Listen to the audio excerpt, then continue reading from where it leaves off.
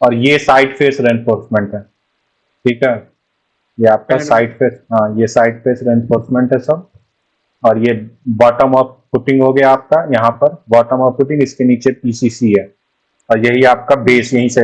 अब हमने डिस्क्रिप्शन उसके रेस्पेक्ट में किया था ना, कि जो लेवल डिस्क्रिप्शन है उसके रेस्पेक्ट में कीजिए। तो ये जो आपका बेस लेवल है यहाँ से चालू कर रहा है बॉटम ऑफ फुटिंग से। ठीक है, Yes, sir। और क्या है इसमें? तो वही स्टेप है। में जो है ऊपर तक ग्राउंड लेवल तक रिइंफोर्समेंट लगा नहीं कि नहीं कंक्रीटिंग। नहीं, वो भी आएगा, स्टेप आएगा, जितना स्टेप की जरूरत होगी, हो सकता है यहीं पे खत्म हो जाए, इसके बाद यहाँ पैड जाए, और पैड में बोला था, पैड में सर। यही तो पैड है आपका। पैड के हाँ, तो यही ये ग्राउंड तक चला गया ऊपर। नहीं, ग्राउंड ये लेवल। आपका कॉलम है, ये कॉलम पार्ट है।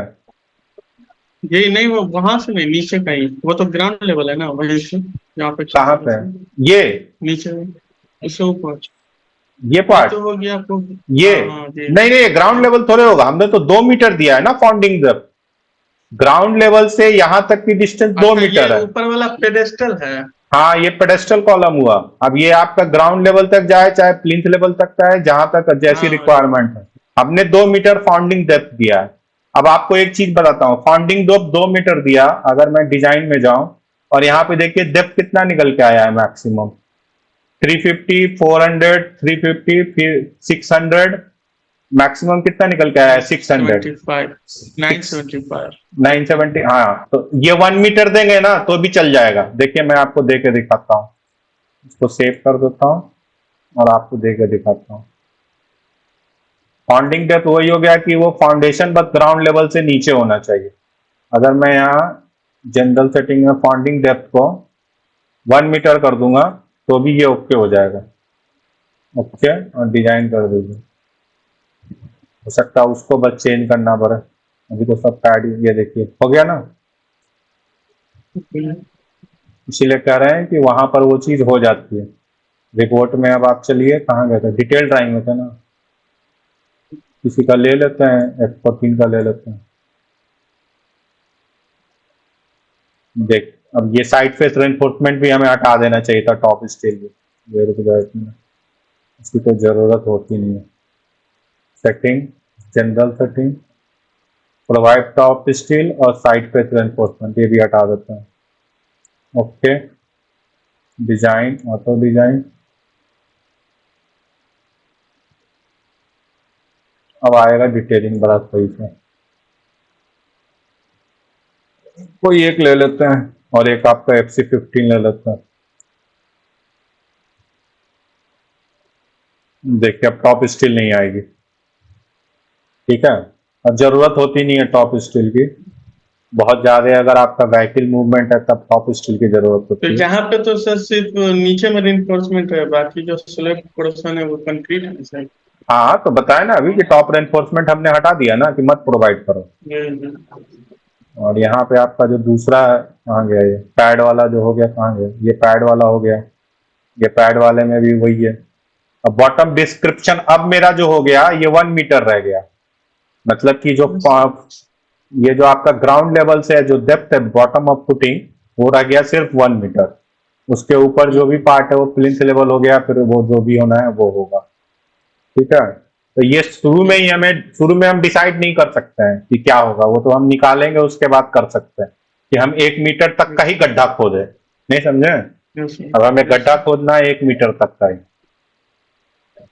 ठीक है, और 1 मीटर रिपोर्ट। लगभग 3 फीट सर।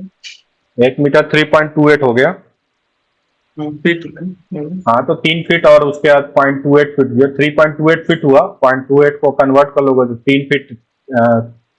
3 फीट और कितना हो गया? 0.28 का मतलब 3 फीट और 4 इंच के आसपास आएगा। 4 नहीं आएगा, 3 इंच, 3.5 फीट। साढ़े 3 इंच के आसपास आसपास आएगा। 3 फीट 3.5 इंच। ठीक है, तो थ्री साढ़े पॉइंट तीन फीट का करा दिया जाएगा। हाँ ठीक है, 1 मीटर की जगह उसको देख लेना, उसको करा देना ये हम्म। 4 फीट का करा दो, या 3.5 फीट हाँ, का चार करा फीट दो। ये क्लियर है ना? इसमें तो ओके यस है। सर। और मैं थोड़ा बार बेंडिंग और कोई रिपोर्ट में बचा है? अब देखिए यहाँ पे एक इम्पॉर्टेंट चीज है, वो बता देता हूँ। डिजाइन कैलकुलेशन में मैं एक लेके चल लेता हूँ किसी का पैड का, क्योंकि एक चीज बताना यहाँ जरूरी है। यहाँ पे तो खैर सारा डिटेल आ गया। ये डेड लोड और ये देखिए ये क्रिटिकल लोडिंग कॉम्बिनेशन बनाया है, ठीक है। ये निकाला for minimum soil pressure, check for sliding किया, चेक फॉर ओवरटर्निंग, सब कर रहा है along length, design for bending, bottom reinforcement. यहाँ पे आपको लिया होगा bottom reinforcement along the, design for fair, design for one way, design check for load transfer from column to, एक चीज बताना था यहाँ पे। हाँ देखिए यहाँ design cross section factor SBC 1.5। अब डिजाइन क्रॉस सेक्शन कर रहा है तो ये हमें 1.5 हमने लिया यानी सही किया, क्योंकि हमें क्रॉस सेक्शन डिजाइन करना है। 1 ले लेंगे तो ये गलत डिजाइनिंग हो जाएगी, ये ध्यान रखना है, क्योंकि ये जो बन के आता है ये कोड के अकॉर्डिंग आता है 1.5 ही होना चाहिए। 10 फैक्टर एसबीसी ये आपका बढ़ गया, यानी कि नीचे से जो अब लोड लगेगा इस क्रॉस सेक्शन के डिजाइन के लिए, इस पैड के सब डिजाइन के लिए, वो अधिक लेकर के चले, ताकि क्रॉस सेक्शन साइज मेरा अधिक है, नहीं तो वो कम आ जाएगा। यहाँ तो ठीक है, और तो इसमें कुछ नहीं। बिल ऑफ क्वांटिटी आप यहाँ से जनरेट कर सकते हैं, और यहाँ से आप सारा रेट वगैरह डाल करके ओके कर दीजिए, तो आपको यहाँ पे बिल ऑफ क्वांटिटी मिल जाएगा। ये टोटल आपको जो फाउंडेशन बनाने में जो खर्चा आ रहा है, मटेरियल एम कंक्रीट जो हो गया, क्वांटिटी 43.03, रेट 66,500 लगा रखा है मैंने पर क्यूबिक मीटर का, तो टोटल आपका 2,79,914। इसमें कितना बार किस किस का लगेगा वो सारा डिटेल, ये बहुत इंपॉर्टेंट चीज है, बार पहले ही हमें पता चल जाता है। फिर शटरिंग वगैरह का पूरा कॉस्ट टोटल 5,34,938, और इसमें लेबर कॉस्ट और बढ़ा दीजिए। ये सर एकदम सही सही है, एकदम सही है, एकदम सही है, एकदम सही है। नहीं तो रेट जो 65,000 नहीं, ये आपको मार्केट के, ये आपको मार्केट से पता करना पड़ेगा, ठीक है। PM25 तो इसको चेंज करने का होता है। हाँ अभी दिखा दे रहा हूँ, वो तो होता ही है। रिपोर्ट बिल ऑफ क्वांटिटी, ये देखिए यहाँ पे आप रेट डाल सकते हैं, जो भी कंक्रीट का रेट है, जो भी स्टील का रेट है, जो भी शटरिंग का रेट चल रहा है, एक्सकेवेशन का रेट, बैकफिल का रेट चल रहा है, पीसीसी का जो रेट चल रहा है, सब डालिए और ओके कीजिए, आपको रिपोर्ट बनाकर दे देगा। इसमें 5% वेस्टेज मान लीजिएगा, 5% वेस्टेज मान लीजिएगा, तो हो जाएगा आपका। किया पाएंगे तो बिल ऑफ समरी करना है, ये आपका रिपोर्ट पूरा बन के आ जाएगा, ठीक है। बार बेंडिंग शेड्यूल तब आप कई बार देख चुके हैं, जनरेट बार बेंडिंग शेड्यूल किसी एक का ले लेते हैं, एक का ले लिया हमने, और बाकी ठीक है। रीबार लेंथ 25 mm कर दीजिए, और ये तो डेवलपमेंट लेंथ है, वो जो फॉर्मूला उससे निकलेगा, या फिर ऑटोमेटिक ये ले रहा, जो भी है जनरेट कर दीजिए। तो ये बार बेंडिंग शेड्यूल बन के आया, ये आपका बॉटम है B1, जिसको नाम दिया है ये B1 है। अच्छा, इसको यहाँ देना चाहिए सब, और बॉटम और टॉप करके नहीं दिया, ठीक है। B1 B2 से डिनोट कर रहा है, D10 है, ये चेंज नहीं किया, इसमें चेंज हमें करना चाहिए, ठीक है, कोई बात नहीं, यहाँ चेंज कर ही देते हैं। रिपोर्ट बार मैनेजर में जाकर के बार मार्क, बॉटम बार को B से और टॉप को T से दिखा, ठीक है, ये भी सही है, और यहाँ D लिख दो, ठीक है। टॉप वाले में भी यहाँ D लिख दो, दाया स्टेयर वाले को S से दिखाओ, और यहाँ D लिख दो। उसमें टॉप वाले में छूट गया क्या हो गया, सही है। बॉटम में टॉप में T बार मार्क, टॉप का रेनफोर्समेंट T से लिखो, स्टेयर वाले में S लिख दो, और साइड फेस रेनफोर्समेंट वाले में SFR लिख दो, सही है। इसको भी बीट कर दो, पर SFR तो हमने हो गया, SER हो गया, तो F कर देते हैं, SFR कर देंगे, SFR, और यहाँ से ओके कर देते हैं। फिर जनरेट कर लेते हैं, जनरेट बार बेंडिंग शेड्यूल, ये राउंड ऑफ वगैरह ठीक है, किसी एक को सेलेक्ट कर लेते हैं और यहाँ से जनरेट कर देते हैं। तो आइए देखिए, यहाँ पे लिख के दिया होगा, ये दोनों बॉटम में ही प्रोवाइड कर रहा है। अच्छा, ये सारे बॉटम के ही तो बार हैं, दोनों बॉटम के बार हैं। B1 हो गया, टॉप तो हमने प्रोवाइड ही नहीं किया ना, तो B1 और B2 दोनों बॉटम के बार हैं।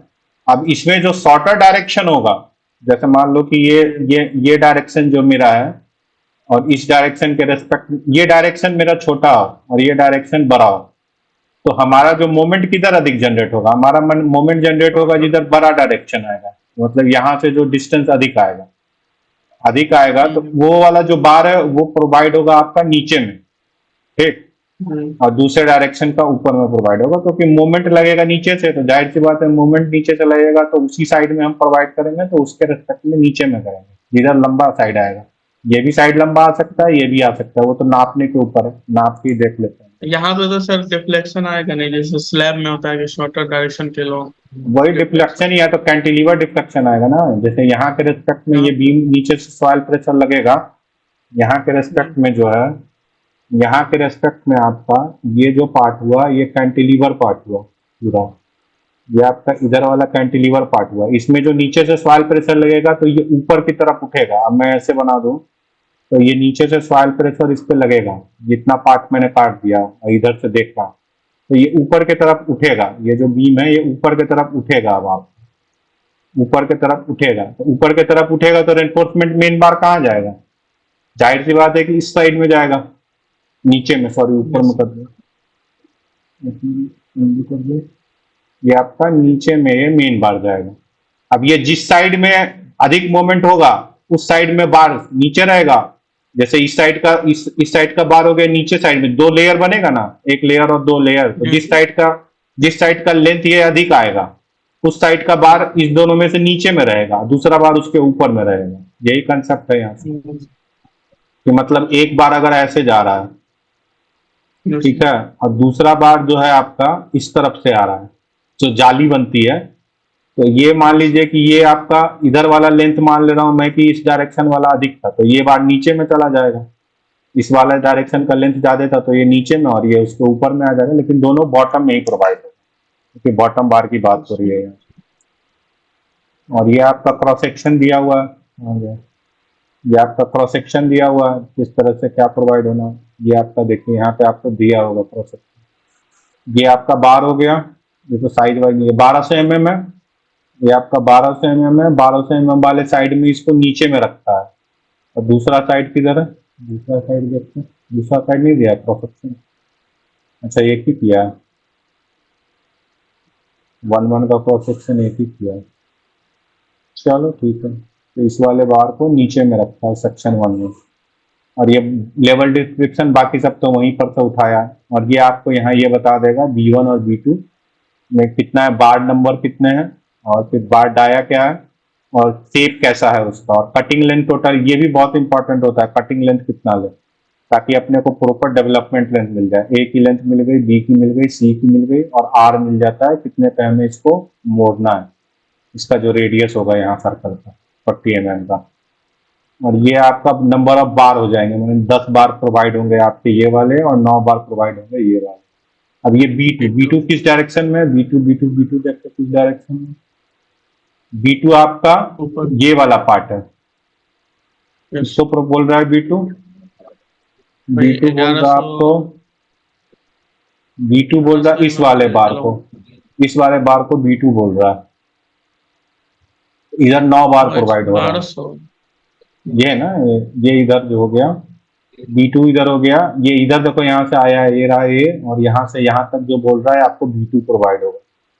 यानी कि ये डायरेक्शन छोटा है और ये डायरेक्शन बड़ा है, तो ये डायरेक्शन बड़ा है तो ये मेरा बड़ा है, इसलिए इसमें ज्यादा बार प्रोवाइड हो रहा है। और ये डायरेक्शन बड़ा है तो देखो सेक्शन 1-1 है ना, सेक्शन 1-1, यानी सेक्शन 1-1 जो काटा है, और ये काटने के बाद जो इधर का जो ये पार्ट आया, इधर जो कटा, ये कटेगा तो ये वाला दिखेगा और ये वाला दिखेगा, तो यही आपको इधर दिखिए बॉटम में दिखा रहा है। ये देखिए यहाँ से क्लियर हो गया कि ये बार बॉटम में रहेगा और दूसरे साइड वाला उसके टॉप में रहेगा, ठीक है ना। ये भी डिस्कशन का मैटर चल भी रहा था कि ये 1200 लॉन्गर साइड हो गया। अच्छा, हम डिजाइन इनपुट में देख भी सकते हैं क्या है ये, FC13 डिजाइन इनपुट। FC13 कहाँ पे, FC किधर गया, 13, इसका आउटपुट क्या आया, डिजाइन आउटपुट, डिजाइन FC13